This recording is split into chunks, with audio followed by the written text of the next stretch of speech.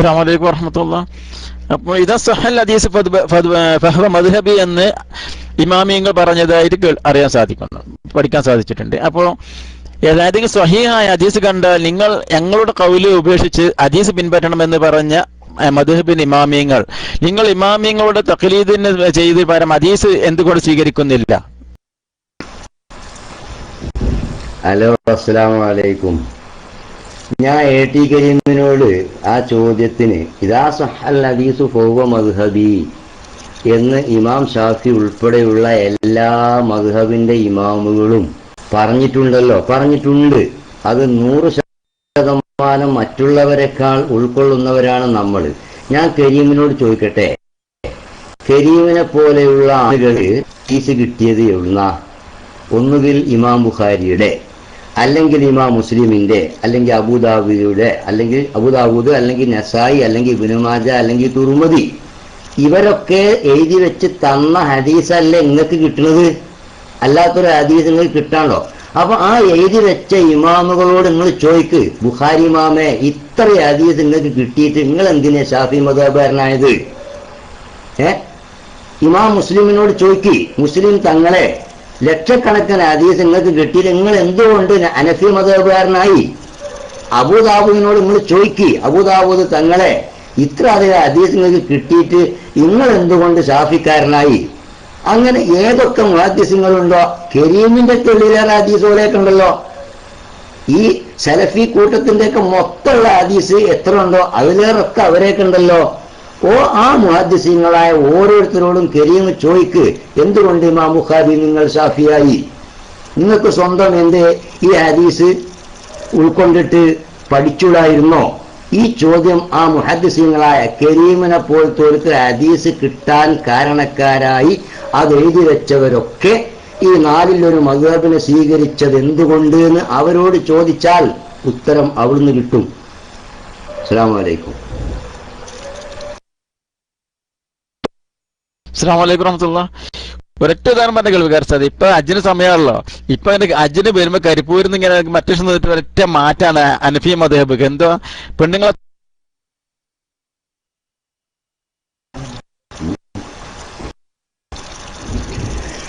Hello, അസ്സലാമു അലൈക്കും.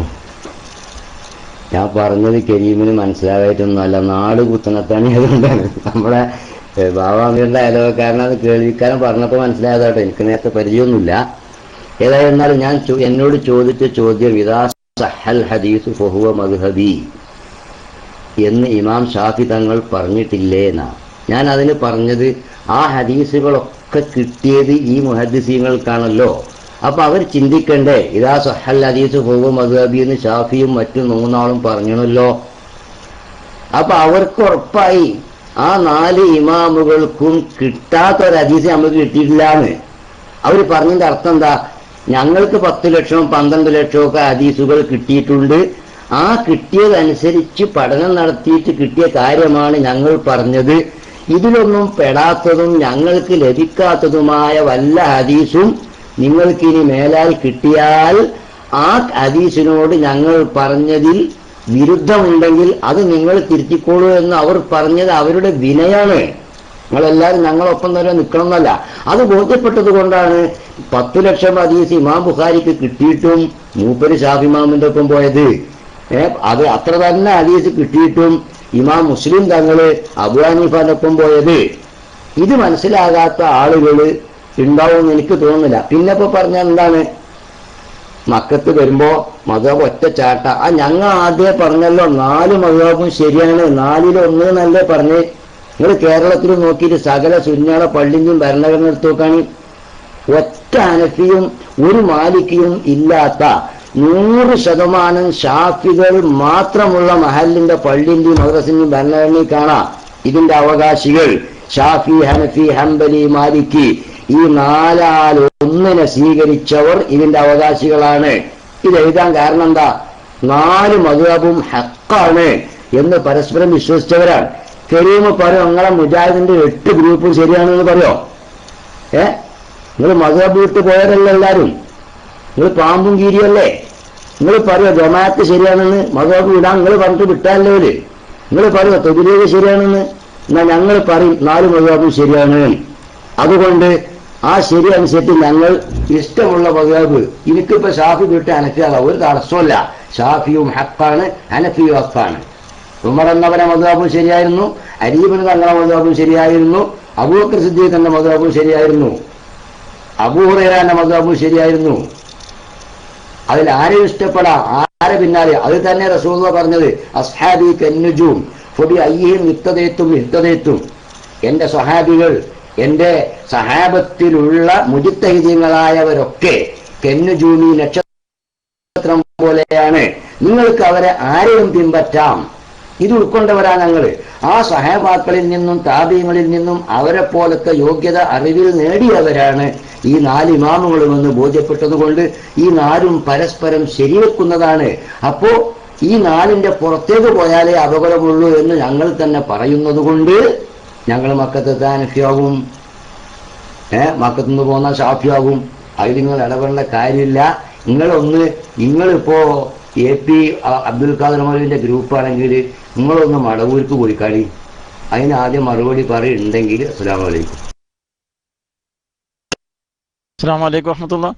ഉസ്താദ്, ബുഖാരി ഇമാം ഞാൻ ഇമാം ഷാഫിയാണെന്നോ ഹനഫിയാണെന്നോ അംബലിയാണെന്നോ മാലിക്കാണെന്നോ പറഞ്ഞ വല്ല ഹദീസും ഉണ്ടോ, വല്ല തെളിവുണ്ടോ, വല്ല ഗ്രന്ഥങ്ങൾ രേഖപ്പെടുത്തിയിട്ടുണ്ടോ? പിന്നെ ബുഖാരി ഇമാം ഹനഫി മദ്ഹബുകാരനാണെന്ന് നിങ്ങളെ അബ്ദുസ്സലാം സുല്ലമി എടവണ്ണ എഴുതിയ ഷാഫി മദ്ഹബ് എന്ന പുസ്തകത്തിന്റെ ആമുഖത്തിൽ അബ്ദുസ്സലാം സുല്ലമി കേരള നദ്വത്തുൽ മുജാഹിദീൻ പ്രസിദ്ധീകരിച്ച ഷാഫി മദ്ഹബ് എന്ന പുസ്തകത്തിൽ തെളിവ് സഹിതം ഉദ്ധരണി വെച്ചിട്ട് അദ്ദേഹം പറഞ്ഞിരിക്കുന്നു. മനസ്സിലായ?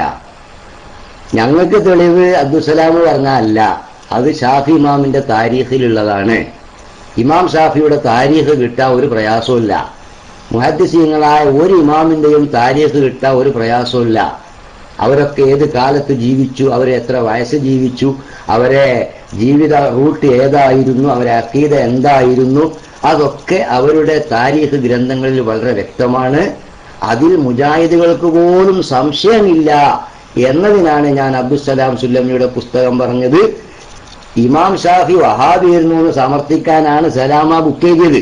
കാരണം ഇമാമുകളെ എതിർത്തിട്ട് കാര്യമില്ല, ഓരൊക്കെ നമ്മളെ പോലത്തെ വഹാബികളെ ഇങ്ങോട്ട് മറിച്ച് പറഞ്ഞാലേ രക്ഷയുള്ളൂ എന്ന് ബോധ്യപ്പെട്ടതുകൊണ്ട് അങ്ങനെ ഒരു തന്ത്രം പയറ്റി നോക്കിയതാണ്. അതിനു വേണ്ടി എഴുതിയ ബുക്കാണ്. ആ ബുക്കിലാണ് അബ്ദുസ്സലാം സുല്ലമി പറയുന്നത് ഷാഫി മദ്ഹബുകാരനായിരുന്നു ഇമാം ബുഖാരി തങ്ങൾ എന്ന്. മനസ്സിലായിട്ടുണ്ടാവും എന്ന് വിചാരിക്കുന്നു. അസ്സലാമു അലൈക്കും വറഹ്മത്തുള്ളാഹി. ഒന്ന്, ഇമാം ബുഖാരി ഷാഫി ഇമാമുകാരനാണ് എന്ന് അദ്ദേഹത്തിന്റെ ഗ്രന്ഥത്തിൽ പറഞ്ഞു എന്നുള്ളത് പറഞ്ഞു. ആ ഇബാറത്ത് ഒന്ന് വായിക്കാൻ ആവശ്യപ്പെട്ടിരുന്നു. അത് ഇതുവരെ കേട്ടിട്ടില്ല. പിന്നെ അതുപോലെ തന്നെ ഞാൻ പറഞ്ഞിരുന്നു 4 ഇമാമിനെ മദ്ഹബിൻ ഇമാമിനെ പിൻപറ്റണമെന്ന്. അപ്പോൾ ഹനഫി ഇമാം ഷാഫി ഇമാമിൽ ഒരേ കാര്യത്തിൽ 2 അഭിപ്രായം. പെണ്ണുങ്ങളെ തൊട്ടാൽ ഒന്നും മുറിയില്ല എന്ന്. ഇത് സ്വഹീഹ് ഹദീസ് സ്വീകരിച്ചാൽ ഈ അബദ്ധം പറ്റുമോ? പിന്നീട് ഈ മദ്ഹബിൻ ഇമാമുകളെ മാറ്റിപ്പിടിക്കേണ്ട ആവശ്യമുണ്ടോ? ആദ്യം തന്നെ റസൂൽ കരീം സ്വല്ലല്ലാഹു അലൈഹി വസല്ലമയുടെ ഹദീസ് സ്വീകരിച്ചാൽ പോരെ? ഹലോ, അസ്സലാമു അലൈക്കും. കരീമി, ഇമാം ബുഖാരി തങ്ങൾ ഷാഫി മദ്ഹബുകാരനായിരുന്നു എന്നതിന് ഉദ്ധരണി തരുമെന്ന് ചോദിച്ചത് അവസാനത്തെ ചോദ്യമാണ്, ആദ്യത്തെ ചോദ്യമല്ല. ഞാൻ അതിന്റെ മുമ്പ് കുറെ ചോദിച്ചതൊക്കെ സമ്മതിച്ചോ എന്നാണ് ഇപ്പൊ കേൾവിക്കാർ ഉസ്താദ് പറഞ്ഞത്. കാരണം ഞാൻ ആദ്യം ചോദിച്ചത് എന്താണ്, ഇദാ സ്വഹൽ ഹദീസ് ഫഹുവ മദ്ഹബി, ഹദീസ് സ്വഹീഹായാൽ അതാണ് എന്റെ മദ്ഹബ് എന്ന് ഈ ഇമാമുകൾ പറഞ്ഞിട്ടില്ലേന്നാണ്. അങ്ങനെ അവരൊക്കെ പറഞ്ഞിട്ടുണ്ടല്ലോ എന്ന് കരീമിനേക്കാൾ ആദ്യം ചിന്തിക്കേണ്ടത് ഈ ഇമാം ബുഖാരി അല്ലേ, ഈ ഇമാം മുസ്ലിം അല്ലേ? കാരണം അവരാണല്ലോ നമുക്ക് ഇതൊക്കെ തന്നത്. അപ്പോ അവര് ഇത്രയും ഹദീസ് കിട്ടിയിട്ടും അബു ഹനീഫ ഇമാമ് പറഞ്ഞാണ്, ഷാഫി ഇമാമ് പറഞ്ഞാണ്, മറ്റു ഇമാമുകളൊക്കെ പറഞ്ഞു ഇതാ സ്വഹൽ ഹദീസ് ഫഹുവ മദ്ഹബി എന്ന്.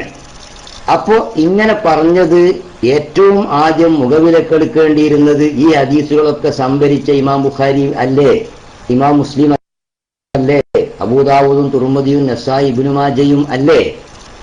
അതോ ഈ ഇമാമുകൾ അതൊന്നും പറഞ്ഞത് ഇവരാരും കണ്ടിട്ടില്ലേ? അപ്പോൾ നമ്മൾ പഠിക്കേണ്ടത് അതൊക്കെ കണ്ടിട്ടും ആ പറഞ്ഞതിന്റെ അർത്ഥം എന്താണ്? ഇമാം ഷാഫിക്ക് കിട്ടാത്ത വല്ല ഹദീസും നിങ്ങൾക്ക് കിട്ടിയാൽ ആ ഹദീസിൽ ഞങ്ങൾ പറഞ്ഞതിനോട് വിരുദ്ധം കണ്ടാൽ അവിടെ ഞങ്ങൾ പറഞ്ഞത് തള്ളിയിട്ട് ആ ഹദീസുള്ളത് എടുക്കണമെന്നാണ്. അപ്പൊ ഇമാം ബുഖാരിക്ക് ഉറപ്പായി എനിക്ക് കിട്ടിയ ഹദീസിൽ ഒന്നും ഇമാം ഷാഫിക്ക് കിട്ടാത്തതില്ല. അതുകൊണ്ട് എനിക്ക് കിട്ടിയ ഹദീസുകൾ വെച്ചുകൊണ്ട് പഠനം നടത്തിയപ്പോൾ ഇമാം ഷാഫി പറഞ്ഞതുപോലെ പോകാനാണ് ഈ ഹദീസുകളൊക്കെ എനിക്ക് തരുന്ന പാഠം എന്ന് ബുഖാരി ഇമാമിന് ബോധ്യപ്പെട്ടത് കൊണ്ടാണ് ഇമാം ബുഖാരി ഷാഫി ആയത്. അങ്ങനെ അബൂ ഹനീഫനെ കുറിച്ച് ബോധ്യപ്പെട്ടത് കൊണ്ടാണ് ഇമാം മുസ്ലിം അബൂ ഹനീഫന്റെ മദ്ഹബ് സ്വീകരിച്ചത്. അല്ലാതെ ഈ അയിമത്തുകൾ അങ്ങനെ പറഞ്ഞത് ഇവരറിയാഞ്ഞിട്ടൊന്നുമല്ല. അവരിതൊക്കെ അറിഞ്ഞിട്ടും അവർക്ക് കിട്ടിയ ഹദീസുകളിൽ ഇമാം ഷാഫിക്കോ അല്ലെങ്കിൽ മറ്റു മുജ്തഹിദുകളായ ഇമാമുകൾക്കോ കിട്ടാത്ത കുറെ ഹദീസുകൾ ഞങ്ങൾക്ക് കിട്ടിയിരിക്കുന്നു എന്ന് അവർക്ക് ബോധ്യപ്പെട്ടിരുന്നുവെങ്കിൽ തീർച്ചയായും അവർ ആ മദ്ഹബിന്റെ പിന്നാലെ പോകുമായിരുന്നില്ല. അപ്പൊ പിന്നെ ആ ഇമാമുകൾ പറഞ്ഞതിന്റെ അർത്ഥം അത് അവരുടെ വിനയമാണ്.